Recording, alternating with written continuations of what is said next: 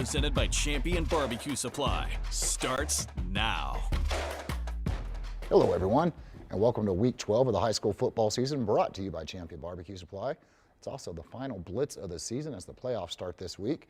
Now, almost as many games were played last night as are being played tonight. We'll start out at Dick Bivens, where Tascosa was at home against El Paso Parkland. The Rebels running here under the red lights onto the field. We're going to pick it up after a 3-and-out. First play of the game for the Rebels. Colton Fulton will fake the handoff, pulls it down. He's going to keep it with a lot of room in front, some blockers. Just gets tripped up, or that would have been a touchdown, but no biggie, because on the next play, Tendrick Sargent, he's going to take the rock, breaks it outside, and into the end zone to take the lead. Now on the next Tascosa possession, Fulton looking to pass. He's going to find Reese Cade wide open, sprinting down the sideline. Now he looks to be reined in here, but then whoop, he's going to pop it back to the inside, and the Rebels will increase their lead. And they would keep the attack going here the next time they have the ball. DeAndre Sanders is going to take the pitch. He's got a lot of blockers set up out there in front of him. Nearly stumbles there, but he rights the ship. Then he is gone. 21-0 in the blink of an eye. We'll head to the scoreboard, where it was all El Paso getting the lead there. Or, I'm sorry, all Tascosa in that one with a huge win there. Also, Amarillo High is leading. The score didn't show up, but Amarillo High was leading that one pretty big as well. All right, then last night, we have Canyon taking down Isleta.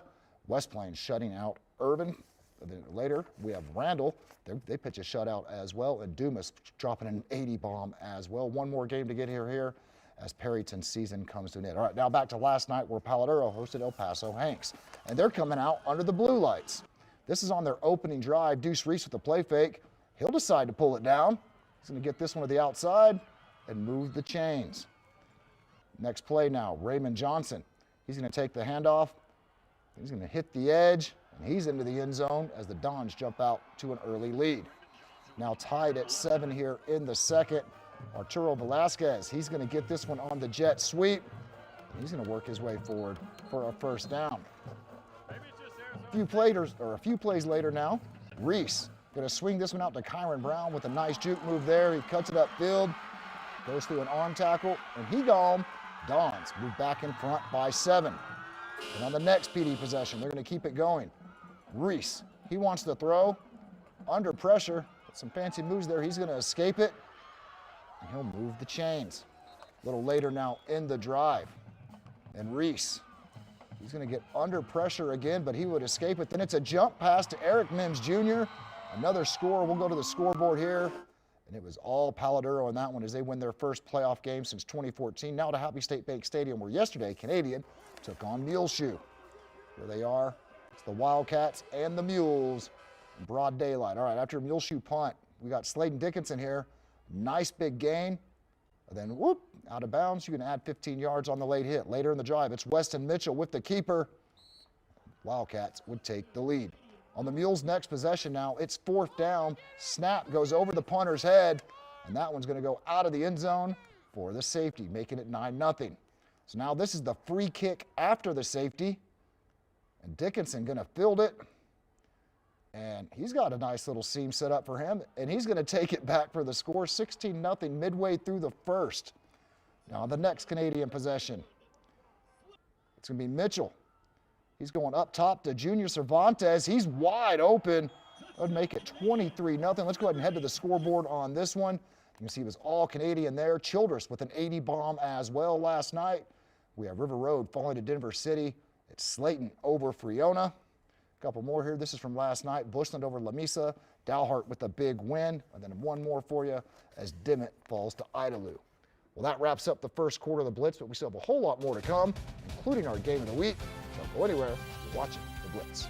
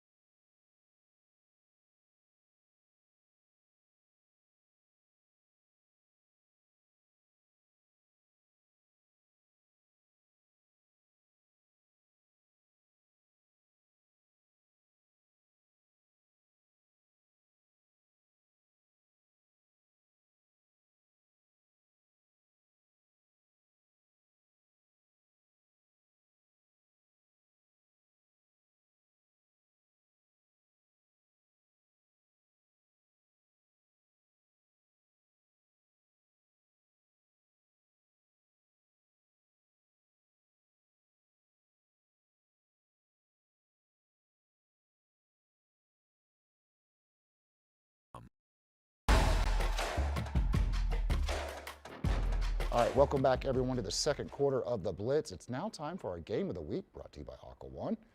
This week we're heading to Tulia, where Panhandle battled Post.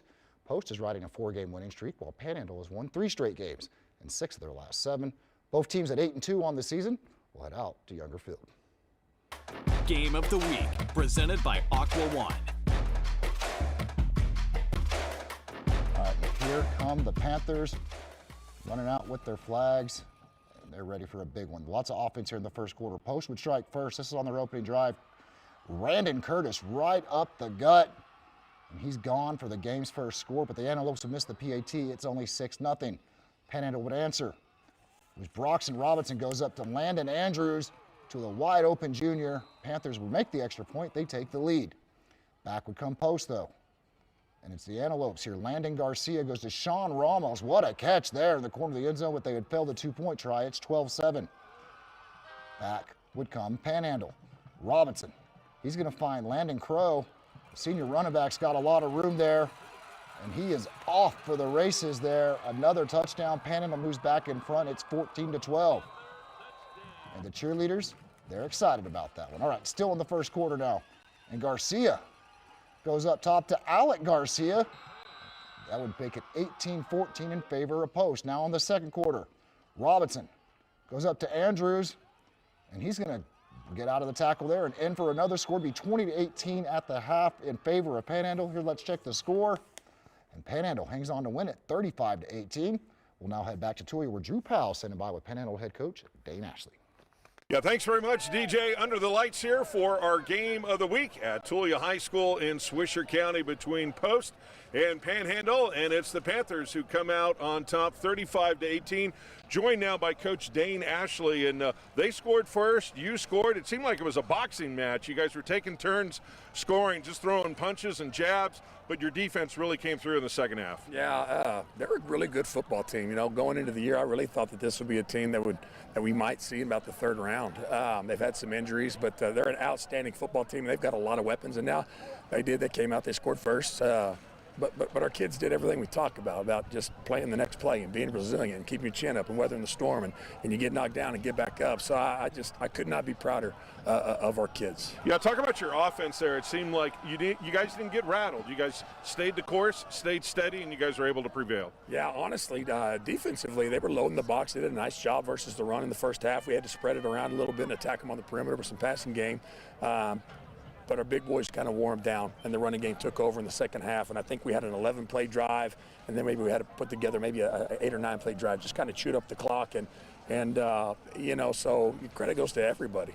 Okay. Once again, it's Panhandle coming out on top in our game of the week here at Tulia High School in Swisher County by a final of 35-18. Up next for Panhandle, they're going to enjoy this one, and then their next challenge will be Cisco. That's the latest from Swisher County. I'm Drew Powell. DJ, now let's send it back to you.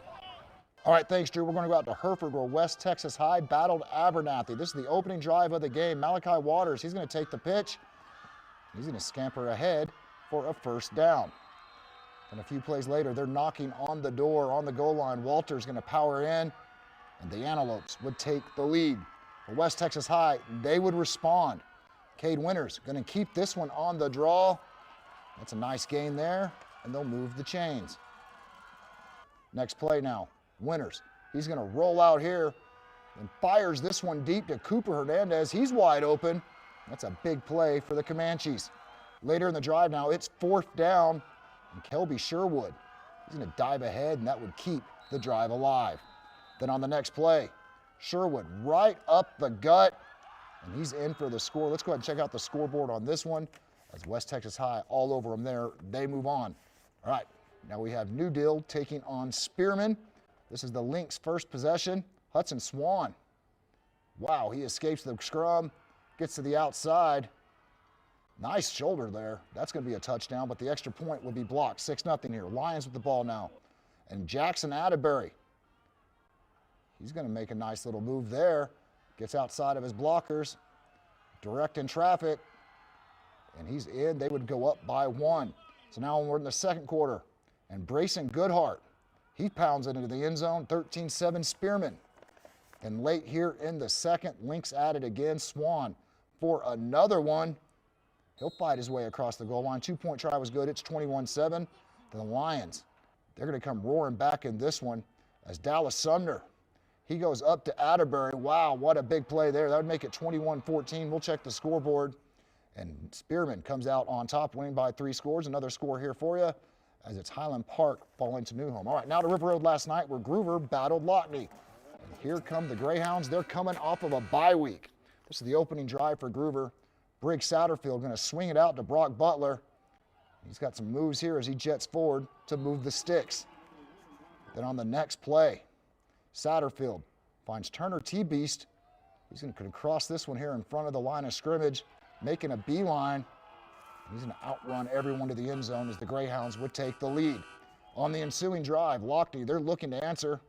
They're going to launch this one deep, but it's right to Butler. Catches it almost like a receiver. He makes the interception, and he's got a lot of green here in front of him. Now, we don't hear it, but there was an inadvertent whistle at some point, so they're going to move him all the way back to the 45. So the next play, it wouldn't really matter. Emmanuel Valverde going to get the handoff as he explodes, and he's going to make the house call.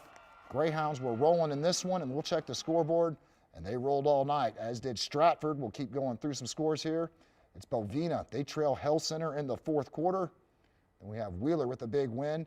Quanah with the big win as well. We'll go back to Wellington. That was last night. They get a big win, and then Clarendon, they fall to Windthorst. All right, one more score here for you as it's Farwell over Sudan. Well, that concludes the 2nd quarter of the Blitz, but we still have a lot of action on tap as we swing through 6-man. We'll head out of state for scores as well and update you on the Amarillo High game. So stay tuned. You're watching the Blitz.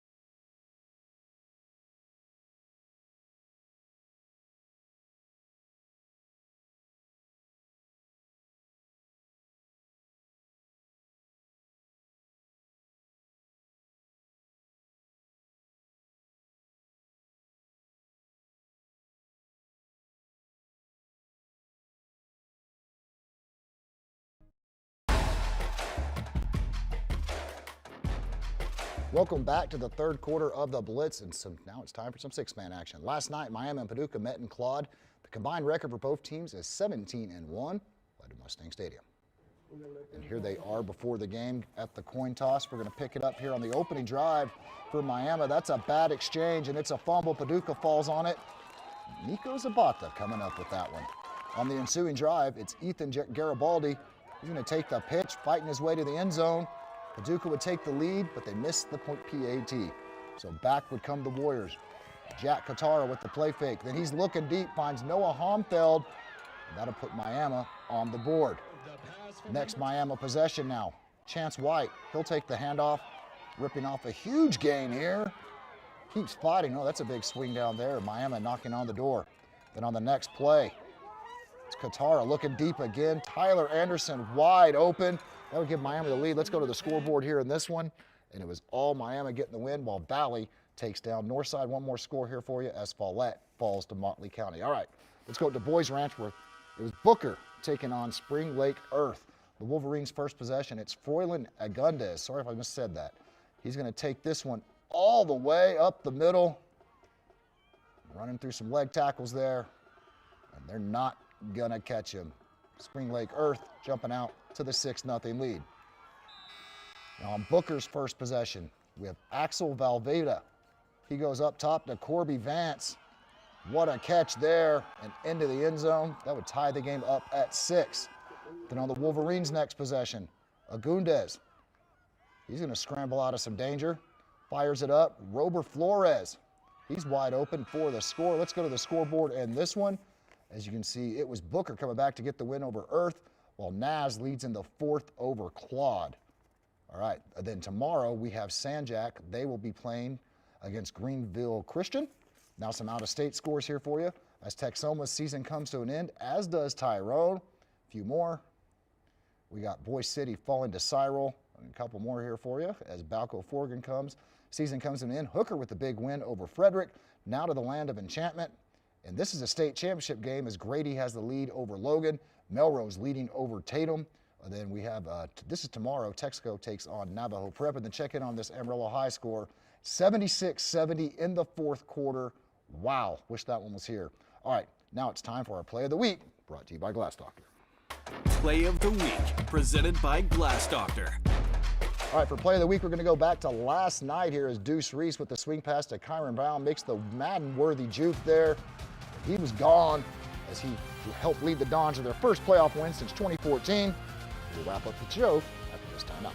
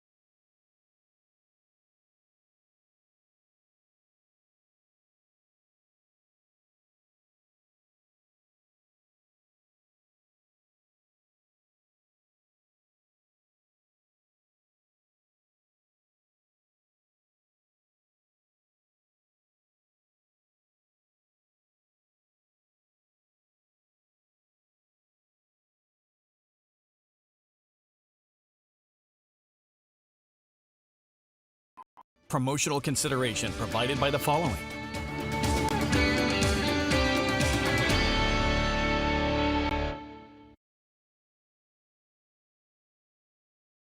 Band of the Week, presented by ACFCU.